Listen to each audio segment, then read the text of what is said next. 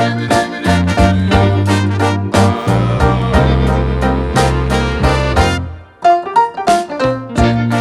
welcome to Let's Get Coffee. My name is Jeremy Vanderloop. We're going to talk really fast on this because it's an hour-long podcast in 30 minutes with my dear friend Micahel Fox. That was pretty creative right there, how fast I just talked. Yeah. Micahel, let's jump in this. Tell us about who you are. What do you do? What's your background? Where are you from? So from a little town called Rising Sun, Maryland. Moved to Florida a couple years ago at this point, with kind of on a whim. You know, we lived in Baltimore, Maryland, which has been through its challenges, and it was a great city to start my career, working with Whiting Turner, one of the top general contractors in America. Kind of went through COVID, went through a lot of challenges personally, and decided we need a big change, and it was more than one way. First, it was just a move to a new city and some sunshine, warm weather, and palm trees. Then it turned into something more. I had this dream, spent a lot of time alone through COVID to be an entrepreneur, always wanted to be one, and decided to make a jump. Started my own company. I guess a year and 3 months, but really in operations 9 months, and it's just... Oh, that year and 3 months fully counts, bro. It fully counts. Filing the articles organization is one thing different from let's try to make some money. Haven't quite figured out the money-making part, but we got revenue coming. When you figure out how to do that, let me know. Yeah. The money-making part. Yeah. I get money through the door. It just keeps going out, and I can't figure out that part yet. It's called a burn rate. Yeah. A lot of burn rate. And you can calculate through mathematics. Michael. I can do that. I'm a civil engineer, but I don't know how I got through 4 years of calc because I'm still figuring that part out. But yeah, it's all part of growth. It's reinvestment. You're a young entrepreneur, but your background, you were a civil engineer. You are a civil engineer by trade, I guess by degree. Yeah. And then, what was your first career with being a civil engineer? I think this is a pretty fascinating topic. It was actually not in civil engineering at all. I'm actually a dual degree mining engineer. That's what it was, the mining engineer. So I worked in a coal mine 1,000 feet underground for 2 summers. How was that? It's terrifying. If you've never experienced pure darkness, it's something not many people do. You know, it's the feeling of I'm standing here and I can't even see the palm of my hand in front of my face. It was an amazing experience. You know, the people of West Virginia, it's really all that they have. 1,000 feet underground. Yeah, 1,000 feet underground every day. And, these people are these whole towns and whatever infrastructure built around these coal mines. So it was very interesting to be a part of, but also something I didn't want to be a part of. What were some of your great takeaways from working 1,000 feet underground with some of these really, hard blue-collar workers, right? Like you're saying these entire towns are built off of coal mining towns.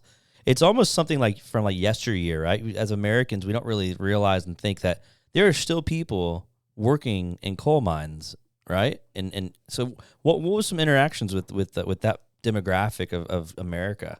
It was just like bonding, and it's a definite risk, right? But we're all taking this risk together, and for one shared goal. It was a different level of bonding, and to take it all back, I wouldn't hate to do it. It was, it's with risk comes reward. The pay was very good, but obviously it's very volatile based on our political climate and whatever, obviously green is the push, not really as much of a factor anymore in the economic landscape, coal mining. But, it was, I think it gave me my ability to connect with my subcontractors and everyone down to the folks pushing a broom in a much better way, and level out with them, and be a true leader by example as kind of the leader of men on a project as a general contractor. So I don't know. I think it gave me my soft skills, honestly. That's awesome. So yeah, soft skills. Those are things that people don't talk about, like soft costs, soft skills. How would you define soft costs and soft skills in the marketplace as a business owner?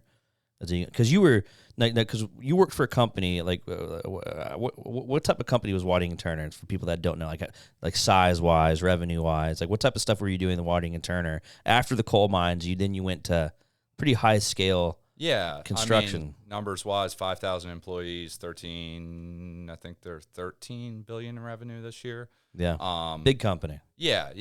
With them, I put 1,500 apartment units in, probably closer to $750 to $1 billion worth of construction in place. What that you oversaw? That I oversaw. What was the tallest building you ever built with Whiting and Turner? 15 stories. 15. So is that considered a high rise? That's high rise. Yeah. So you've literally built high rises. Yeah. Was that a hotel or what was that? That was multifamily apartments In DC. That was outside of Baltimore City. Okay. Yeah, So, I did not. 8 stories in the Northern Virginia market. okay. So 8 stories, 15 stories, 5-story stick podium, multifamily. You kind of name it. Just strictly wood frame 4-story. It kind of did all types of construction within multi-unit construction, whether it be hotel, multifamily, dormitory. Sorry. This cough, man, it's been around for like a month. So that's pretty amazing. So then you're like, hey, so I've gone from the coal mines, now I've gone to the sky rises. Right? And you go, now I'm going to move to Tampa. So so what was, I know you said palm trees and sunshines, but what was the real heartbeat of moving you and your significant other to Tampa? Why did you guys choose Tampa?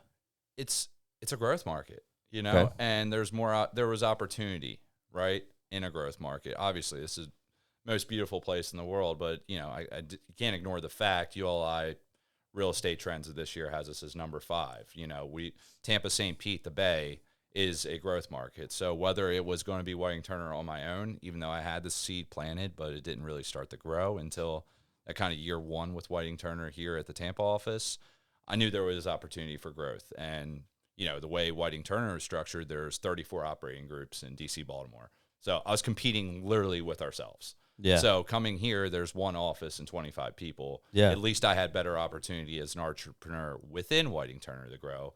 But now I'm on my own, and the opportunities are endless. Every single day something pops up. So you initially came down with Whiting. Yeah. Down here. Yep. Okay. Cool. I didn't know that. Yeah, I transferred in, and So I need to change the scenery. I'm going to go down to Tampa. It's growth market. I don't want to compete with our company because we're such a giant company. Let's go into our emerging market. yeah. And by the way, I have this idea. Let's maybe see if it pans out. And To start my own company. Yeah, And that's kind of how it works. You got to Tampa, St. Pete specific, and you're like, all right, now I'm working. And then how long was it between making that move with the corporation to going, I'm going to go jump out and try to do this on my own and really hit that like results economy that says the only guarantee I have is to lose money if I stop moving? 1 year. So you came down, you worked here for the corporate for 1 year. Yep. What projects did you do down here? Pharmaceutical, complete change of pace. And I think that was another thing, you know, when I entered the construction commercial real estate industry, I was told, find your niche and dig in. Yeah, it's true. I knew that residential multifamily construction was like what I was good at. I worked for the number 1 group within this massive company in multifamily. My old boss, Steve Mayork, is the industry excellence leader. You go to Whiting Turner's website, Steve's face pops up. What's up, Steve? But he's the expert. You know, there's not a person I can confidently say between Steve Mayork, Mike Perot, Alex Ehrlich that know more about multifamily. Yeah, so you got to learn from the best from multifamily. Learn from the best. So I came here. Florida's a tough market for multifamily. Just statute of repose, condominiums, all those things make all these headwinds for a general contractor. So typically Whiting Turner doesn't like to dabble too much when it comes to those, but they have and they will. It's just some things that need to be established. So I came here. I was doing a lot of pharmaceuticals, working for Bausch & Lomb up in Temple Terrace here, challenging projects, dealing with the FDA, dealing with high regulations, dealing with clean environments. Drugs manufacturing is, it's a process that is ongoing. It's manufacturing, right? If they're not producing, they're not making money. So they shut down the plant twice a year for 14 and 21 days. And during those periods, for the most part, besides the non-production items, we would have to blow out all their projects in their clean space. So 24/7, round the clock, plan for 6 months, build it in 14 days. Wow. So, yeah. That's nuts. It's like really high intense. Yeah, it took years off my life. Can we pull that to 9th Street? Let's do that. We're probably at that point. Just kidding. No, Just kidding. The whole team's there right now. Yeah, that's a deal that we're doing together. So Mike is a builder on one of my houses. You guys are killing it. You guys are crushing it. Appreciate it, man. Yeah, you really are. We've just hit some delays. So I was like, yo, you know how to do that? 24/7? Let's go. Come on. Get this done. Yeah. Classic developer and builder relationship. Hey, man, when can we expect to finish that? You know, it'd be really nice. And, Yeah. How has that been working for me? I've actually never asked that question. How is it working for a guy like me? Working with a guy like me? Great. Yeah? All right, honestly, nothing better I could ask for. Like, you're a client that knows what you want. You've built the product before, and it's super easy to work with. I know I can come and get answers. And now that you've scaled up, having Brian, he's somebody that always has the answer. And thank God. And offer solutions, too, because he's done it. So you as a developer, you took the right approach in scaling to have somebody that has been through the trenches. I literally swung a hammer. Yeah, I saw him doing the carpentry on your house. Yeah. Which is a similar product to what we're building. And, that's an asset. He helps solve some of our problems that, Yeah, he's pretty brilliant, man. He's my operations guy now, for those that don't know. He's like my COO. He's in California this week working. I know he is. Yeah, I'm nervous, man. A couple times. I am nervous because I love that dude. He's answered the phone every time we needed him. We're at the we're finishing this house this week, but he's answered the phone. Yeah, he's good. We've been on the phone a lot. Yeah, he's giving me some updates. But sorry, you mentioned the 24/7. I got real excited. I was like, wow, he knows how to do 24/7. We got to build. Let's finish this in 24/7. Yeah, access. I about had a heart attack during that. So never mind. Let's not do that. We'll deal with some more delays.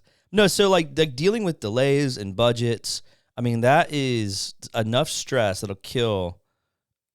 I hate using the term average, but just a standard, W-2, right? And even standard employee. I mean, like construction and development is a very high risk, high reward industry. Right. Right? Because you make one mistake and you're like, oh, that was $10,000, or oh, that was $1 million. And those mistakes are like, so how did you handle that? Have you ever made one of those mistakes personally where you had to go to the client and be like, have I lost money? Yeah, I've lost money. You'd be like, yo, dude, I'm really sorry. I did this. My bad. I lost money day one. I've lost some money on your job. It's not hitting profit goals. Not that it's not profitable, but yeah, I mean, it's the reality of our business. Why do we make a fee, and why is that fee proportionate usually? Yeah. Unless you're taking a discount, because we're taking the risk. We are the construction manager at risk is what an arrangement type is. We are taking the risk of building, and we hopefully reap the reward if we do our job well. But it comes with doing our job well. And what does that take? Quality, effective management. Yeah. And that's like what my intent is to build this company. It's your systems, right? Yeah. It's infrastructure. It's your systems, your infrastructure, and there's not a company in this world that has done it better than Whiting Turner. I've learned from the best. There is not a better general contractor in this world. I can guarantee that. That's awesome. So now you're spreading your wings. A year and 3 months and 9 months fully operational. What are like some of your top 3 takeaways, man, with just starting a new company, going from a $13 billion company, building sky rises, down to doing your own, and now you've even like leveled up. You've actually hired on some staff pretty quick. Yeah. I mean, takeaways. Growth is hard. Scaling is hard. It's got to be done properly and managed well. And cash burn is really, really, really real. And it's painful and it hurts. But you just got to keep that light at the end of the tunnel dead set in front of you and just keep moving, moving in faith, moving the word, faith is the only thing that's got me here. Like my faith is all I have. And I think, I can thank you for whatever reason we cross paths in lives. I know it's the Lord. You've kept me aligned and kept me grounded. Well, man, I'm glad to be a part of your life. It's awesome. And man. Have you a part of this community too. Because we met. How did we meet? Let's talk about that. That was a pretty radical way to meet too. Travis. Yeah. We were doing our very first Crest chat ever. Very first one was like May. So I'm of 22. I'm doing a 16-unit multifamily job in South Tampa. And my office as a single entrepreneur was Caffeine Roasters. Okay. So literally every day. Great coffee shop. It's great. And I was building the building next door. So that was the only place I really had for an office where I could put my laptop up and try to build out all these systems while building this job and whatever was to come next. Heard Travis asking for some advice on roasting from the owner of Caffeine. Now, for those that don't know, Travis he's he just hit 1 year anniversary working with me and Cress. And he also owns a coffee roasting company called Intrepid Coffee Roasting. That is a startup that we're helping them get up off the ground and support them through that. And plug it in. Drinking some Intrepid Coffee Roasting. Phenomenal. right here. We serve it exclusively here at Crest. It's awesome. Great coffee. Best coffee in town. Yeah. But yeah, so ever heard Travis having a conversation? You know, I don't think he got all the information he was looking for, and it was kind of like, you know, pushed off to the side. So I saw some frustration in him, and me being an entrepreneur, I was like, hey. Like ran out to the parking lot. I ran out to the parking lot, and I said, Travis, like, dude, I know what you're going through. Like, keep at it. Have the faith. Here's my business card. Call me if you ever, like, you know, need somebody to talk to. Yeah. And he's like, what are you doing tonight? I don't know. So working. what prompted you to, you're just like, hey, there's another dude going through the same season in life that I'm in. And he's like, because he's talking to his old boss. And he didn't know that at the time. Right. But that was his old boss. And he was trying to get, and his old boss was not sure if Travis was actually going to go out and do this thing. And now knowing Travis, he's absolutely doing it. And it's going, and he's going to be one of the best roasters on the planet, in my opinion. Yeah. Because he's that passionate about it. Absolutely. And, hearing him talk about coffee, it's like, it's crazy. It's awesome. It's a science. He's a scientist. I love entrepreneurs, especially when they tap into that passion, you know? Right. And so you were intrigued by just this peer-on-peer experience. You hear this guy and then getting blown off a little bit, you know? Yeah. So you ran out to him. You're just like, I need to go talk to another young entrepreneur who understands what I'm going through, and vice versa. Yeah, it's the same struggles, you know, and I think I had a very similar relationship with what I experienced here, and I won't get too much into that, but, like, you know, I felt it, and I was like, I need to go talk to this guy because I know he's feeling how I feel. And I just said, keep the faith and keep moving, and, you know, he invited me to the first Crest chat, and he was like, I need you to meet somebody. Yeah, and called Summer, and like, we're going to something. And I'm like, she's like, what is it? I don't know, but we're going to it. So, you know, I heard, I think, who all was on the panel that night? You, Matt. I got it. Me, Matt, Corvelli, which I'm a fan of Corvelli. That dude's just a monster. Yeah, what a G. Yeah, for real. That's a great way to describe him. Yeah. And then been through everything. Yeah, and then we had Matt McKinney and David Henning. Yep. So it was a rock star panel of financial literacy. Yeah. So we were talking about, and somehow I made myself in the middle of that, and it was really cool to watch these guys just talk and dialogue about financial literacy. You know, you had guys that are entrepreneurs, guys who ran the U.S. Treasury or running large banks, and you also had financial advisors and planners that are talking about the market. And it was just a really cool series. I think we're getting ready to release that series too. We're going to release all the Crest Chats as podcasts. Oh, cool. And so it was a really cool series on financial literacy. It was like a 3-part series. And it was our first one, and that's how I knew we had something special. Right. It was because we had no clue what we were doing. And we just got up there and started talking. Yeah. And the people's receptiveness. I remember Summer coming up. This is Summer's Mike's girlfriend, and she's awesome. You guys are a power couple. But I remember her coming up and be like, man, I'm so glad that you started asking, because I was dumb. I was like, I don't know what that means. Let me just clarify that. And she was like, I'm really glad that you did that, because it made these really complicated things that you guys are saying, I could actually understand it. And so I felt really good, because that was the whole point, was to get these experts and then to try to simplify what they're saying so that everyone can understand it. You know, digestible. Yeah. Yeah. And so that was kind of the encouragement. And that's how we met, though, was at that first Crest Chat. And and then it was like then what else happened after that? Because we met. You said, let's get coffee tomorrow. Let's get coffee. I kind of talked to you and, you know, told you a little bit of what I do. And you're like, yeah, we need to get coffee tomorrow. And I'm like, yeah, we need to. Yeah, we did that. We got coffee, and we were like, it was May, I think. Yeah. I mean, so this was so fresh. I think we probably had 12 members, you know, at best. And I was like, I don't know what we're doing, but let's get coffee. Let's hang out. You're a builder. I want to know. And then very shortly after that, I actually hired you. Yeah. Yeah, kind of on a whim. I was like, hey. I think we looked at the lot that day, and you said, hey, I got a permit for this. And yeah. Well, because I was in the position mentally of the only way I'm going to be successful is Brian was like, I helped Brian start his handyman business. Then he started doing houses with me, and then he started getting in high demand. So I had to take the risk, and I hired him full time. He became my first employee. And then shortly after, my brother broke his arm in a motorcycle wreck, snapped his arm, lost his business. And then within a month and a half, I hired my brother as my second employee. I was like, oh no, I didn't sign up for this. Yeah. And then they basically were running, Brian became my director of development and construction. So he was like on the field. No one ever saw him. And then almost a year earlier, we were carrying a giant piece of glass because we were idiots. And Brian was like, I don't like this idea. And he's the only one that said, I don't like this. I don't like this. I don't like this. And the glass exploded. Did you hear this story? No. The glass exploded, man. It's like the glass wall that's upstairs. Oh, yeah. We had one of those panels, and it exploded on us. Yeah.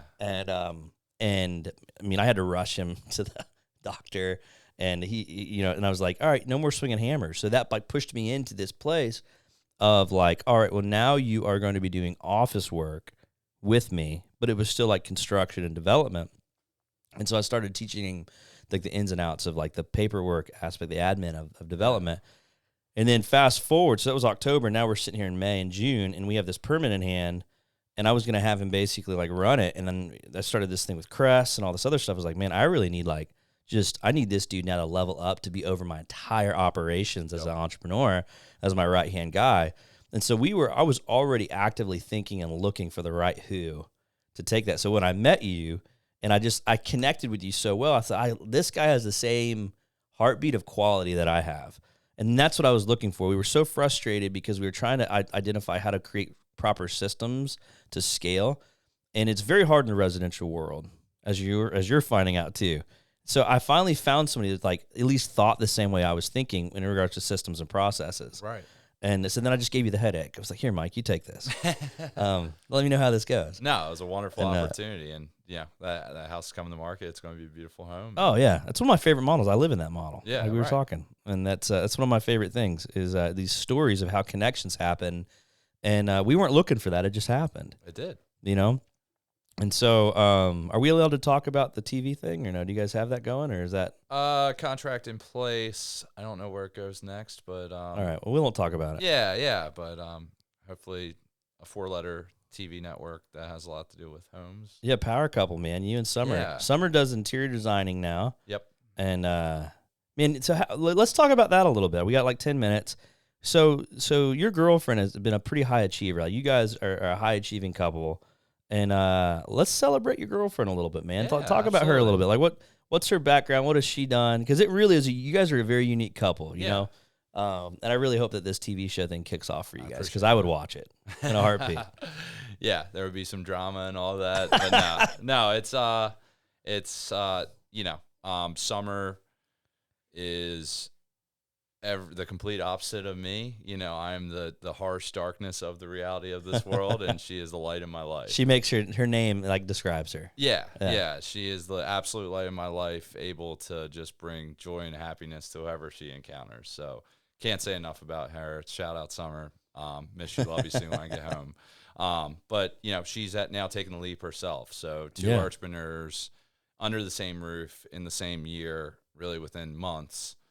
Starting our business. So it kind of kicked off with me quitting my job, flipping our house in a 2-week span, and starting my own company all within those 2 weeks. And, shortly after things started to gain a little traction, she started her own. And, it's been skyrocketing ever since. Because she's traveling and doing interior design and stuff. Yeah, right? She's in Boise. She leaves for Boise tomorrow. Wow. She's been in L.A., plenty more coming up on the books, but she's had crazy premier clients. 8 a.m. Golf, the parent company of Jack Nicklaus, Tiger Woods Foundation. She's had multifamily properties, big commercial properties, some pretty significant Airbnbs. She did Kate Austin's house, hey Kate, in L.A. And she's done some really cool stuff. It's the sky's the limit for her. And the fact that she has plenty of deals on her own. She finds her own deals. She finds more deals than I can. Super proud I never of her, did man. Sales. I have no idea what I'm doing. I'm just a project manager.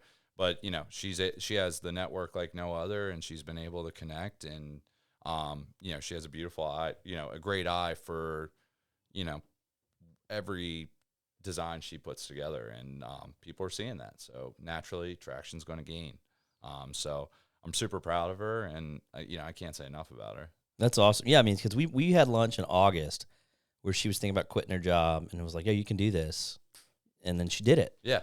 And now it's like 8 months later or whatever, 7 months later, and she's now killing it. Yeah. Across the country. All right. And so, but that's really cool. I mean, you guys have just really worked well together and have just a really cool story.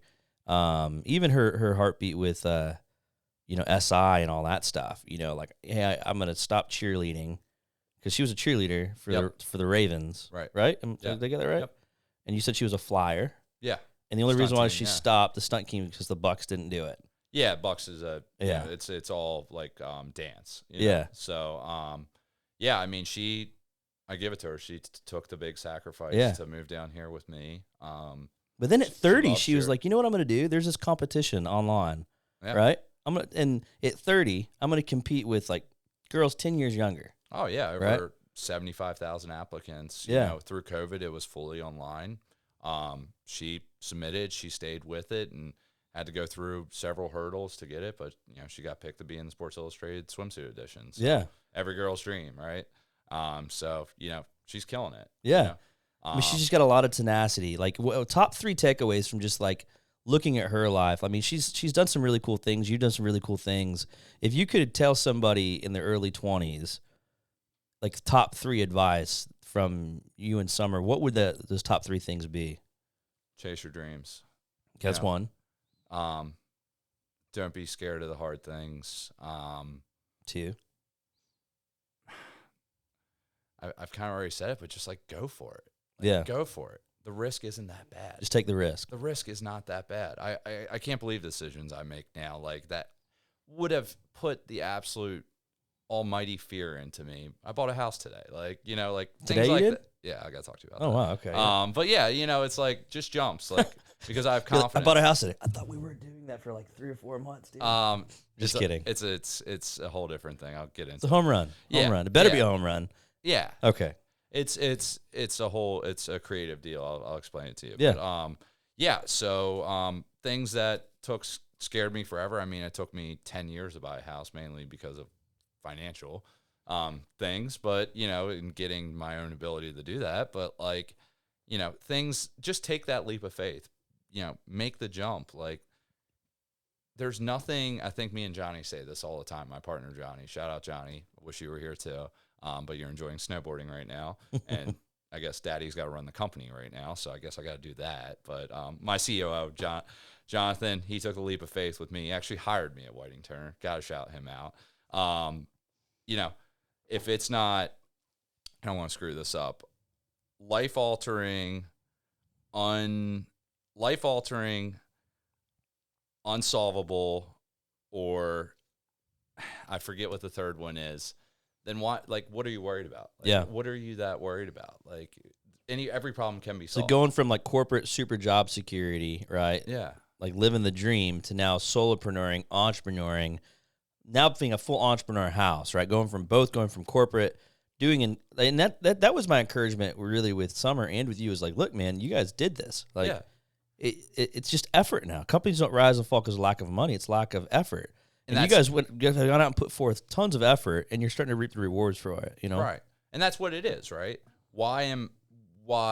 People are like, why is these people have these super crazy high net worth? They're CEOs of companies and whatever.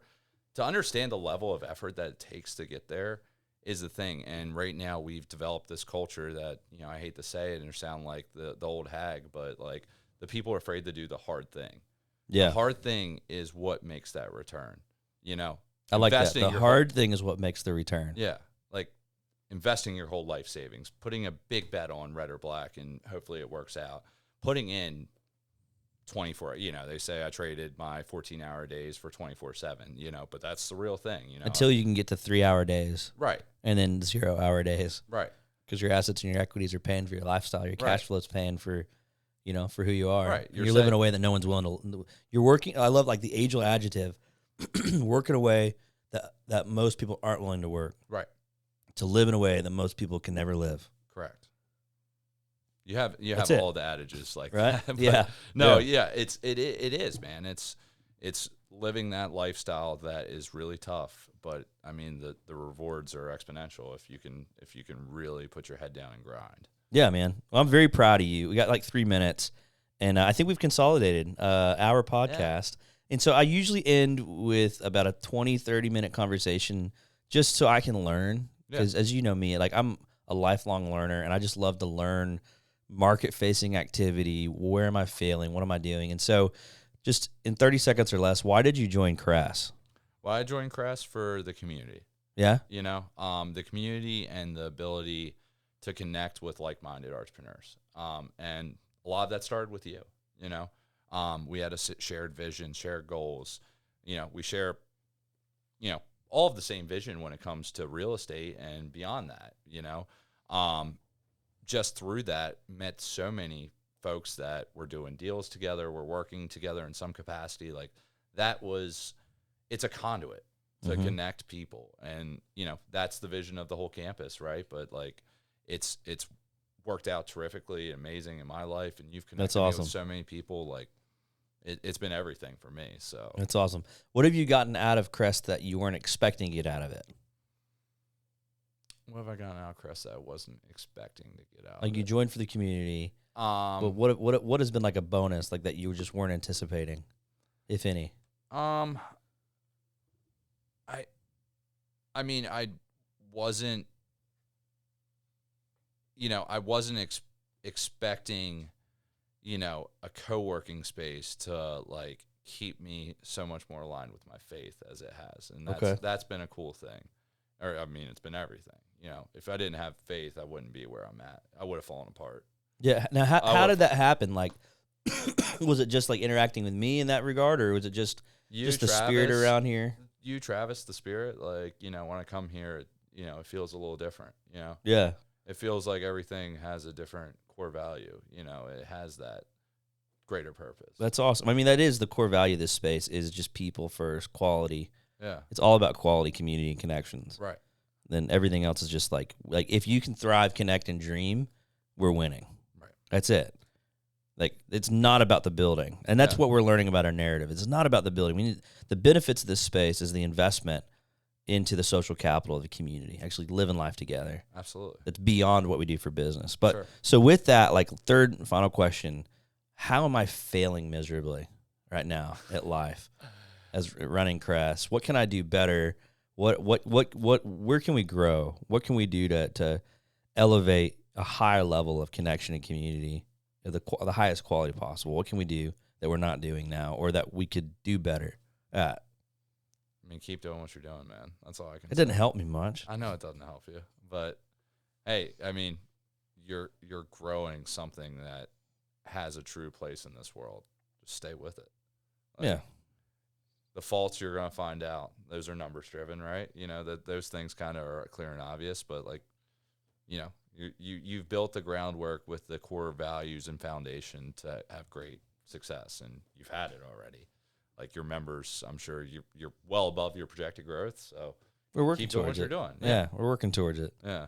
So, well, I appreciate you, Mike. What's your website? People want to look you up. Foxbuilds.io, and it's terrible, and I need to work on it. How about your Instagram? It's getting better. It's at foxbuilds.io. At foxbuilds.io. Yeah. I.o. Working on both. Both are a work in progress, but we got a lot of cool things to come. It's going to be a really big year for us. And if someone wanted to hire your company, what type of projects and what are you to hire for? You guys are gearing into the commercial space. Yeah, it's a 60-40 split between single-family residential custom homes, scaling up into the larger homes, waterfront, kind of you name it, quality home projects and commercial space. Working on some small industrial projects, some smaller multifamily projects, restaurant build-outs, retail fit-outs, things like that. Yeah. Commercial space. Really, anything between $200,000 to $4 million is our bread and butter. Got it. Right now. If you need a builder, I'm already one of his clients. He's already building for us. Fantastic systems, great processes, great communication. It's you get who you work for, right? You get what you pay for. And Fox Building Group, by all means, they handle a lot of our vertical everything right now. So it's awesome. So thanks, guys. Thanks for being my guest, dude. Brother. We got it done in 30 minutes, man. We did it. We did it. Thanks again, guys. Again, my name is Jeremy Vanderloop, Crest Community. That was a Let's Get Coffee podcast. That's the new record. Fastest one we've ever done. See you guys. Thanks for having me. See you guys.